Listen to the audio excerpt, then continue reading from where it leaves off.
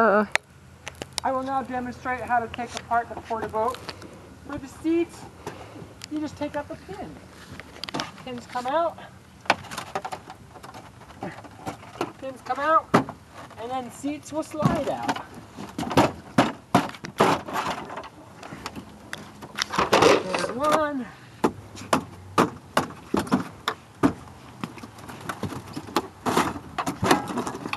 There's two.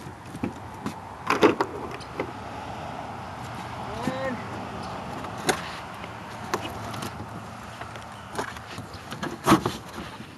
seat three.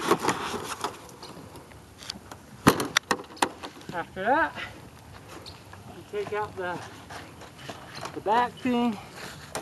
There's just some wing nuts here you gotta get off.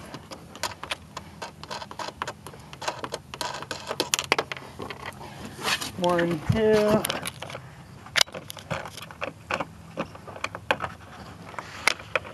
Three. And four.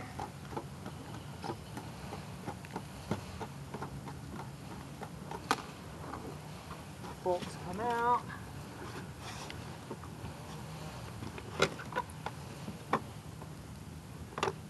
Ever so nice, Steve.